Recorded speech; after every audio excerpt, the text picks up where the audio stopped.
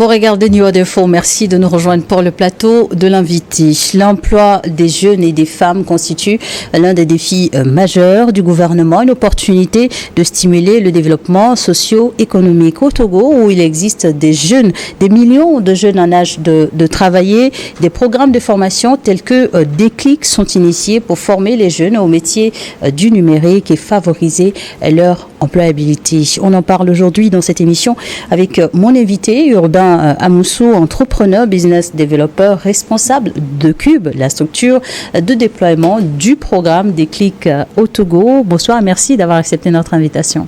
Bonsoir Charlotte. Alors, on va parler de ce programme Déclic qui donc évoque ou sinon présente aux jeunes des opportunités du monde ou sinon des métiers liés au numérique. Mais en quoi est-ce que le programme consiste concrètement ? Alors, le programme Déclic est porté par l'Organisation internationale de la francophonie. Et donc, dans chaque pays, ils trouvent des structures qui peuvent déployer ça. Et au Togo, actuellement, pour 2024-2025, Cube est la structure choisie pour déployer le programme Déclic. C'est un programme lancé depuis 2021. Et sur 2021-2023, dans plus d'une dizaine de pays, le programme a formé plus de 2500 jeunes et femmes sur les métiers du numérique. Et au Togo, actuellement, le déploiement se fait dans 2 métiers numériques principaux. Il y a le développement web et mobile d'un côté, et puis il y a la communication et le marketing digital de l'autre. Donc voilà un peu, dans l'idée, l'objectif final, c'est de permettre aux jeunes et aux femmes d'utiliser le numérique pour pouvoir mieux s'insérer professionnellement et également pour pouvoir trouver des opportunités dans leur écosystème. Justement, selon vous, quels sont les principaux défis auxquels les jeunes et les femmes font face aujourd'hui en matière d'employabilité ? Alors, en matière d'employabilité, il faut déjà noter que plusieurs jeunes et femmes sortent des études, mais ne sont pas automatiquement employables. Et donc, les entreprises sont obligées encore de les reformer avant de pouvoir les utiliser, ce qui est un frein déjà à ce qu'ils puissent rapidement s'insérer professionnellement. Il y a plusieurs également qui veulent lancer des entreprises, qui veulent créer leur propre activité génératrice de revenus, mais manquent souvent d'outils, de compétences. Et aujourd'hui, le numérique est partout. Et donc, le numérique devient en fait un élément essentiel pour favoriser, pour faciliter leur insertion, mais également la possibilité de créer sa propre entreprise ou de lancer son propre projet. Le numérique devient essentiel, vous l'avez dit, cela dit, il ne suffit pas aujourd'hui d'avoir un smartphone ou un ordinateur pour se dire qu'on maîtrise tout ce qui concerne le numérique. Non, il faut aussi dire que il est important de savoir où chercher. Et c'est, je pense, l'une des utilités du programme Déclic, c'est que il y a une plateforme qui a été déployée sur laquelle vous pouvez trouver du contenu, des formations, des mentors Déclic qui vont vous accompagner, qui vont vous former, et aussi du contenu de formation qui a été testé encore et encore, qui est adapté à notre écosystème. Donc, il ne suffit pas juste d'avoir l'ordi, il ne suffit pas juste d'avoir accès à une connexion, il ne suffit pas juste d'avoir... Aujourd'hui, il y a énormément de choses disponibles. Donc, le programme Déclic, en fait, permet de savoir où aller, sur quel métier se positionner, suivant vos plans de carrière, suivant ce que vous avez déjà fait, suivant vos ambitions professionnelles. Donc, c'est tout ça là qui est réuni au sein de Déclic aujourd'hui. Justement, puisque vous, en tant que formateur, vous êtes également en charge de les orienter et vous les formez dans 2 domaines spécifiques. Vous l'avez souligné, le développement web, également le marketing digital. Et quels sont alors la communication en digital, justement, quels sont les débouchés qui s'offrent à eux au sortir d'un tel programme? Alors, aujourd'hui, toutes les entreprises, d'accord, ont besoin, par exemple, je vais donner un exemple très simple, ont besoin, par exemple, d'un site web ou d'un site vitrine pour se faire connaître, pour faire connaître leurs services, leurs produits. Ils ont besoin de développer en interne, par exemple, des outils de gestion comptable, des outils de gestion financière, des outils de suivi des clients, d'accord. Les entreprises ont besoin de créer une communauté autour de leur entreprise, autour de leurs projets, autour de leurs produits. Les entreprises ont besoin de mieux gérer leur plateforme en ligne, de mieux gérer leurs réseaux sociaux, etc. Ce sont des éléments aujourd'hui que toute entreprise qui se respecte fait ou doit faire. Et donc, les bénéficiaires qui sont formés sur le programme peuvent devenir des community managers, peuvent devenir des développeurs pour les entreprises, peuvent également utiliser les compétences acquises sur le programme pour eux-mêmes développer leurs activités, lancer des entreprises. Et justement, au-delà du fait d'être formés, d'accord, pour acquérir des compétences dans ces deux domaines, certains ont décidé de créer leur propre entreprise et sont accompagnés directement sur le programme pour lancer leur projet d'entreprise. Justement, aujourd'hui, on est un peu dans une dynamique d'auto-emploi. Grâce à l'entrepreneuriat, les jeunes aussi ont cette possibilité de mettre en œuvre leur esprit créatif. Et qu'est-ce que vous conseillez aux jeunes? Est-ce aujourd'hui le moment d'attendre de finir les études pour se lancer, ou est-ce que vous pensez que c'est possible dans le monde actuel de combiner les deux, être encore apprenant et gérer à côté une activité génératrice de revenus? Je pense que c'est là où le numérique intervient. Je pense que c'est ça aussi le déclic. C'est qu'aujourd'hui, déjà sur les bancs, vous pouvez lancer une activité avec et gérer ça en ligne très simple. D'accord? Vous pouvez lancer une activité, programmer les communications. Vous suivez vos cours, les communications sont programmées et interviennent quand il le faut, touchent les clients quand il le faut.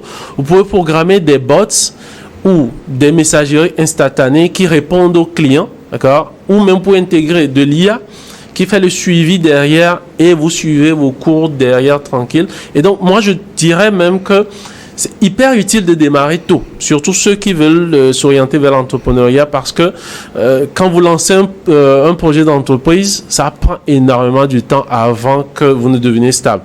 Donc, le plus tôt vous allez démarrer, peut-être vous démarrez en licence, vous démarrez même en première année d'université, le temps que vous ayez votre master ou votre doctorat, l'entreprise aura grandi et vous aurez à la fin une vraie entreprise. Et quand vous sortez, vous avez déjà une activité stable. Et est-ce que le programme est ouvert uniquement aux étudiants? Non, c'est vraiment ouvert à tout le monde, d'accord? C'est vraiment ouvert à tout le monde. Et on a pris des gens dans des milieux ruraux, on a pris des gens qui ont des différents problèmes, qui n'arrivent pas à s'insérer professionnellement. On a pris des gens qui sont déjà entrepreneurs et qui veulent utiliser les outils numériques pour s'améliorer. Il y en a pris des étudiants qui ont déjà eu leur diplôme et qui cherchent des emplois. On a pris des étudiants qui sont toujours en cours, qui sont toujours en train de suivre leur cursus universitaire et qui veulent apprendre des compétences pratiques et s'insérer. Je pense que c'est cette partie aussi qui a intéressé plusieurs, c'est que sur Déclic, le programme est vraiment pratique. Et donc, certains, même par exemple, ont déjà développé des outils. Les tests de niveau, ce n'est pas des trucs théoriques. Par exemple, dernièrement, ils ont développé des outils, ils ont développé des plateformes, ils ont développé des stratégies commerciales et on leur a demandé d'aller vendre ça aux entreprises. Et plusieurs sont revenus avec des contrats. C'est ça, Déclic. Justement, vous avez aussi parlé de l'IA. Et comment est-ce que vous les familiarisez aujourd'hui à cette notion de l'intelligence artificielle? Déjà, je pense qu'il faut commencer avec les basiques. D'accord? Les basiques, c'est que quand ils sont formés, aujourd'hui, l'IA est plus ou moins partout. En fait, je pense même que le Togo a pris de l'avance. Déjà en 2019, 2020, quand nous étions encore à Nounia Lab, on travaillait déjà sur des programmes d'IA, on essayait d'utiliser l'IA et l'État, même sur certains programmes, utilisait déjà l'IA. Et le pays a accueilli en 2024 le premier sommet sur l'intelligence artificielle. Exactement. Et ça, c'est parce qu'on a pris de l'avance dans ce domaine, plus ou moins. Il y a encore du travail, j'en suis conscient, mais ça voudrait dire que c'est un élément essentiel dans nos activités, dans nos programmes. L'État en a conscience. Et donc, ce qu'on apprend aux bénéficiaires, c'est qu'ils peuvent utiliser l'IA sur tout le processus. Il y a par exemple, quand ils sont en train de se faire former, il y a des parties où on peut leur dire, écoutez, voilà, comme ça on fait. Mais on leur dit, écoutez, allez demander par exemple à tel IA ou allez demander à ChatGPT ou allez demander à tel IA pour vous dire comment ça se fait. Et vous essayez maintenant d'améliorer, de comprendre et de pouvoir appliquer. Et vous serez surpris de quand ils reviennent eux-mêmes. Ils ont l'impression d'avoir découvert quelque chose d'extraordinaire. Et ils sont hyper contents et parce que c'est eux-mêmes qui l'ont fait, ils apprennent beaucoup plus et mieux comme ça. Vous les initiez ou sinon les former à l'utilisation, on va dire un peu quelque part aussi de logiciels déjà existants. Est-ce que vous pensez que au Togo, au niveau de la jeunesse, il y a des compétences à avoir dans les années à venir également, des concepteurs pour vraiment trouver des solutions pratiques dans notre quotidien? Pour moi, c'est même pas dans les années à venir. Aujourd'hui, déjà, que ce soit sur le programme Déclic, moi, je fais de l'accompagnement des entreprises, des innovateurs depuis pas mal d'années, plus de 12 ans. Et donc, il se passe pas, enfin, il n'y a pas une année ou un mois où quelqu'un ne m'écrit pas. Par exemple, aujourd'hui, un des bénéficiaires m'a écrit pour me dire qu'il veut mettre en place un chatbot IA pour le programme, où les bénéficiaires peuvent aller poser des questions à l'IA et interagir aussi entre eux. Voilà, recevoir des informations spécifiques suivant leur domaine, suivant Déclic. D'accord? Et donc, pour moi, c'est pas forcément dans 3 ans, dans 5 ans. Il y a déjà aujourd'hui. Et je pense qu'avec tous les projets que l'État lance, tous les programmes pour créer des données, on va de mieux en mieux personnaliser nos outils, rendre ça beaucoup plus pertinent à notre écosystème, à nos besoins internes, et ça va être extraordinaire ce qui va se passer dans les années à venir. Et sur Déclic, on essaie de former ceux qui justement vont mener cette révolution le plus loin possible et vont permettre à notre pays, mais aussi à l'Afrique, de se positionner sur le numérique dans les années à venir. Et quelle est la durée du parcours en formation, et est-ce que Déclic s'adapterait également aux jeunes professionnels? Déclic s'adapte, c'est pas que s'adapterait. Déclic est formulé de manière à ce que même les jeunes professionnels puissent y acquérir des compétences, qui puissent travailler sur des choses pertinentes. Pour moi, le travail a déjà commencé. D'accord? Ce qu'on essaie de faire aujourd'hui, c'est de rendre ça encore plus pratique, et Déclic, c'est pas juste conçu et on applique. Non, c'est que, par exemple, si vous voyez le programme on est déployé au Togo actuellement, on est déployé dans 4 pays et dans 4 villes. Il y a Neho, il y a Lomé, il y a Kara, il y a Dapan. Et donc, à chaque fois, on essaie d'adapter en fait le programme en fonction des besoins, par exemple, de la région ou de la localité. Alors, et suivant le niveau aussi des apprenants dans ces villes et suivant les types d'apprenants qu'on a dans ces villes. Dis-moi, quel est le niveau minimum requis? On a mis niveau bac. D'accord, on a mis niveau minimum bac, mais on a reçu des gens qui ont moins de bac, mais qui, par le fait qu'ils étaient eux-mêmes très engagés déjà, par le fait qu'eux-mêmes ils sont en autodidacte, ont déjà un bagage intéressant, et nous on arrive à mieux les structurer, à les guider vers l'essentiel. Et quel est le meilleur conseil que vous donnez aux bénéficiaires de ce programme au sortir de la formation? Le programme est court et intense, c'est 4 mois.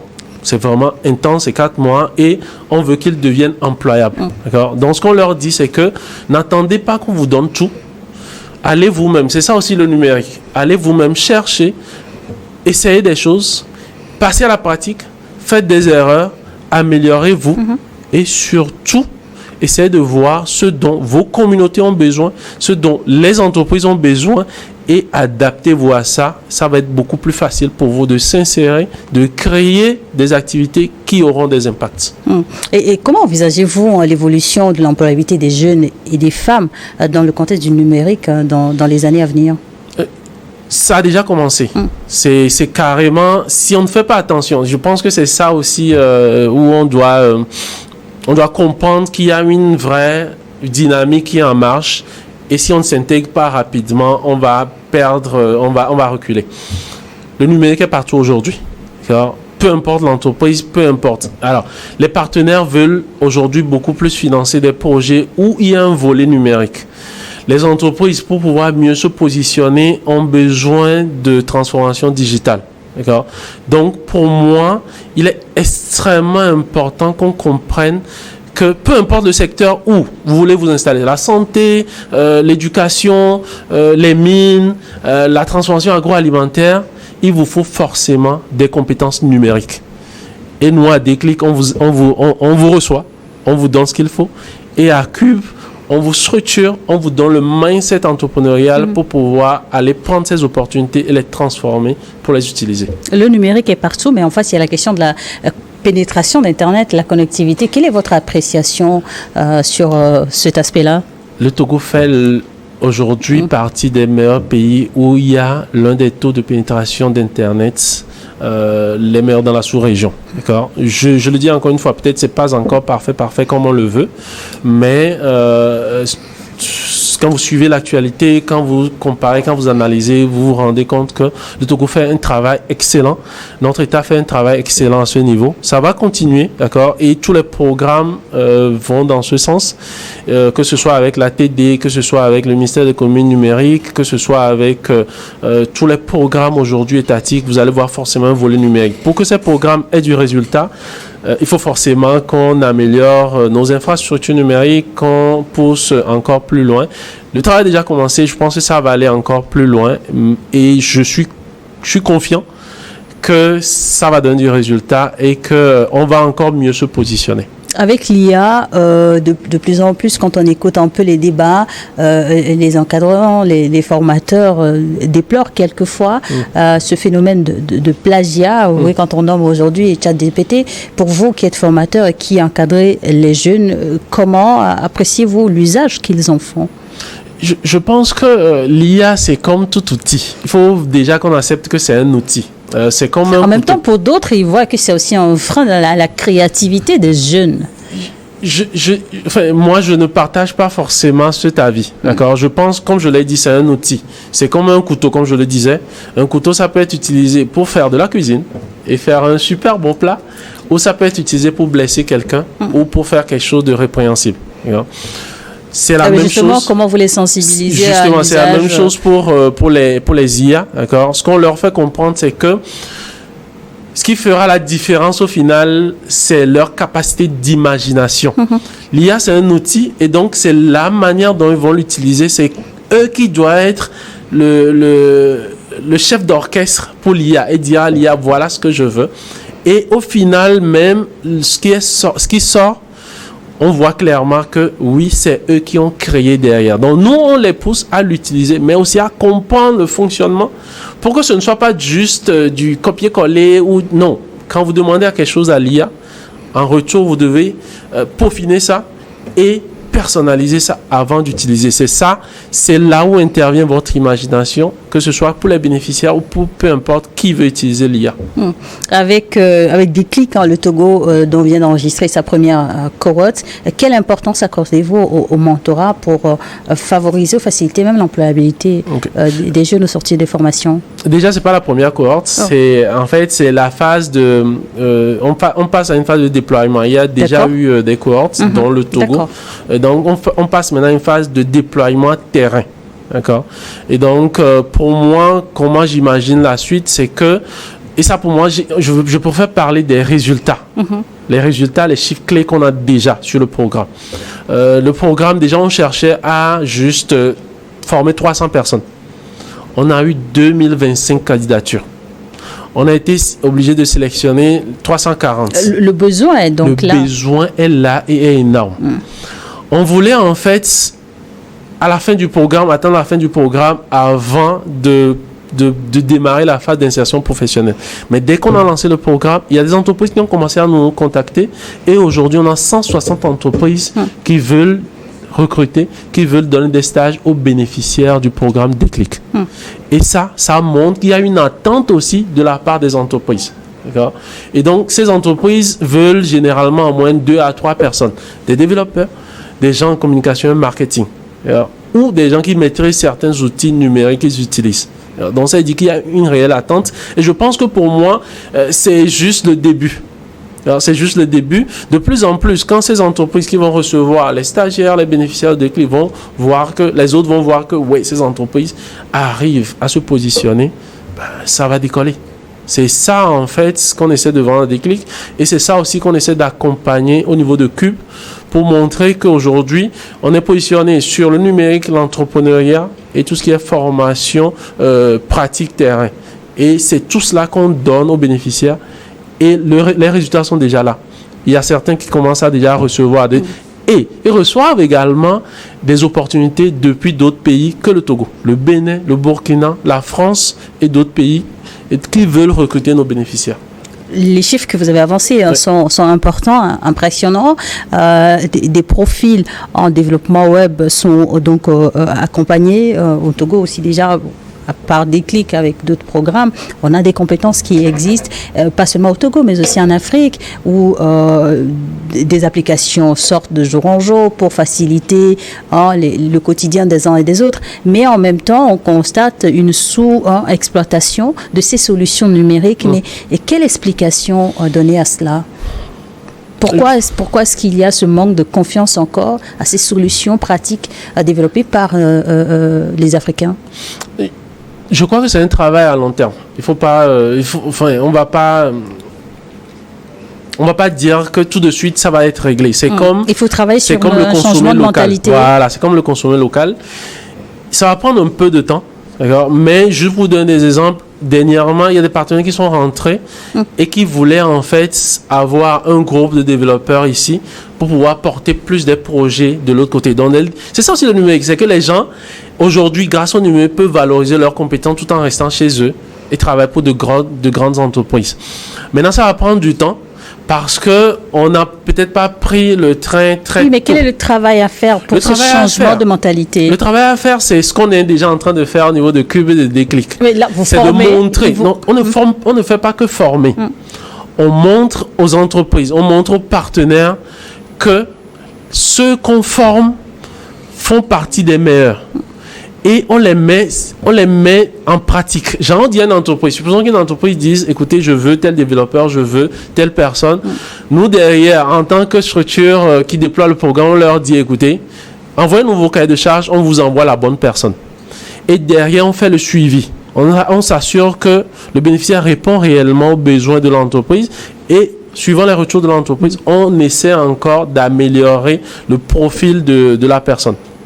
Et donc, ça va prendre un peu de temps, mais je pense que déjà, je vois plusieurs de nos jeunes être positionnés dans des entreprises qui, avant, peut-être diraient que non, il n'y aura pas ceci. Par exemple, la DAPAON, dernièrement, les bénéficiaires de DAPAON, ils ont été eux-mêmes surpris quand ils sont sortis pour vendre leur stratégie, vendre leurs compétences, que des entreprises leur disaient non, on ne savait pas qu'il y avait des compétences ainsi dans notre écosystème.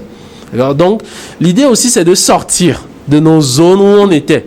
Avant, qu'on le veut ou non, nous-mêmes, on croit toujours que non, les gens qui viennent d'ailleurs, c'est facile, ils ont 2 têtes, ils ont 3 têtes. Non, c'est juste qu'ils arrivent à communiquer, ils arrivent à se positionner, ils arrivent à convaincre par la pratique, ils arrivent à aller vers les gens. Et ça aussi, on forme nos bénéficiaires là-dedans. C'est pour ça que nos tests d'évaluation ne sont pas théoriques, c'est qu'on leur dit, écoutez, allez sur le terrain, allez chercher une entreprise, dites à l'entreprise que vous êtes bon et revenez avec des contrats. Et quelles sont là quelques-unes des... Alors, on vous en offre l'opportunité, quelques-unes des solutions made in Togo par des jeunes que vous avez formés ou non, que vous utilisez ou même que vous recommandez autour de vous. Déjà, par exemple, sur le programme, pour tout ce qui est suivi aujourd'hui, d'accord, suivi des statistiques des bénéficiaires, de l'évolution des bénéficiaires, etc., mais aussi pour les cours. Pour l'évaluation des cours, il y a nos bénéficiaires, il y a nos membres qui ont développé une plateforme qu'on appelle Ardoise, qui est disponible déjà sur Play Store. Comme l'Ardoise qu'on utilisait au primaire. Exact. Et donc, quand par exemple un formateur veut faire un test ou veut envoyer un message aux bénéficiaires pour qu'il fasse un exercice, il écrit ça sur l'Ardoise en ligne et automatiquement tous les bénéficiaires reçoivent ça. Pour les écoles. Hyper pratique. On ne peut pas faire plus pratique que ça. D'accord? Et on les pousse également à trouver des noms qui vont permettre à ce que ça soit rapidement adopté. On a une autre plateforme qui nous permet de recevoir les feedbacks des bénéficiaires. Oui. Parce qu'en tant que structure, il y a toujours des petits manquements. Donc, on l'a appelé l'e-boîte. E-boîte.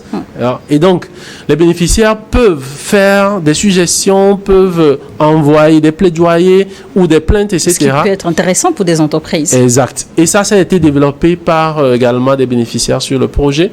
On a ce dont je parlais tout à l'heure, une IA qui va permettre aux bénéficiaires de pouvoir rapidement avoir des informations très pratiques sur le programme. Le chatbot que vous mentionniez plus tôt. Donc, alors, dans l'univers du numérique, on connaît la réalité liée aux enjeux. Quand on parle de cybersécurité, une chose est de développer des solutions, mais sur cet aspect de sécurité, qu'est-ce que vous faites également pour trouver des solutions et les amener à eux-mêmes trouver des solutions et apprendre à sécuriser leurs solutions numériques? Ok.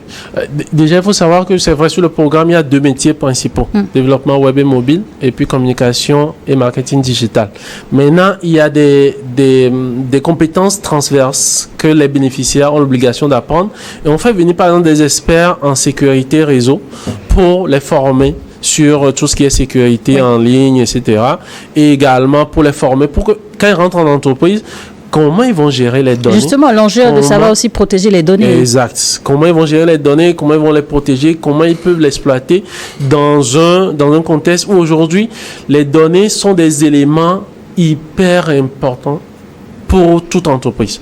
Et donc, on les forme sur des éléments transverses. Ils vont recevoir aussi des formations sur l'utilisation des IA ou sur l'utilisation ou bien le développement de logiciels de protection de données, etc. Donc, que vous soyez en communication marketing ou en développement web et mobile, il y a des formations transverses justement qui couvrent la partie sécurité, la partie IA et d'autres éléments essentiels aujourd'hui pour se positionner dans le numérique. Vu l'effectif des bénéficiaires, c'est toute une communauté de déclic qui se crée justement. Comment vous, en tant qu'encadreur, vous comptez ou vous préparez à tirer meilleur profit de ces acquis-là, de ces compétences? C'est extraordinaire quand vous les voyez aujourd'hui. En fait, c'est ça qui est intéressant. Comme ils sont dans des domaines aussi intéressants, aujourd'hui, nous, alors, quand on a besoin par exemple de faire une communication, on leur dit, écoutez, voilà, ou bien même on leur dit, écoutez, créez-nous les visuels, ça leur fait de la pratique et communiquer. Et aujourd'hui, quand vous allez en ligne, quand vous allez sur LinkedIn, quand vous tapez par exemple l'hashtag déclic, ou bien quand vous tapez l'hashtag déclic OIF Cube, vous serez surpris du nombre de personnes qui en parlent. Et ça, c'est les bénéficiaires même qui ont commencé à porter le programme. Et ça, on n'a pas eu besoin de leur dire de le faire parce qu'eux-mêmes ont compris l'importance de ce qu'il y a et ce qu'ils apprennent sur le programme. Alors, ce n'est pas écrit à l'écran, je fais quand même le plaider pour que les téléspectateurs qui vont tout de suite avoir ce réflexe d'aller chercher, de retrouver les bonnes pages de déclic. Alors, tout est en majuscule, on a D, trait d'union, C, LIC, déclic. Justement, comment s'inscrire pour les prochaines opportunités de formation? Ok, d'accord. Aujourd'hui déjà, alors je pense chaque année, il y aura des phases en présentiel, et puis il y a une phase en ligne. C'est déjà, alors pour la phase en présentiel pour le Togo cette année, c'est déjà clôturé. On a lancé aussi dernièrement la phase en présentiel. Il y a eu tellement d'inscriptions que les partenaires étaient obligés d'arrêter. Et donc, périodiquement, il y aura les inscriptions. Il suffit de rester connecté sur nos plateformes.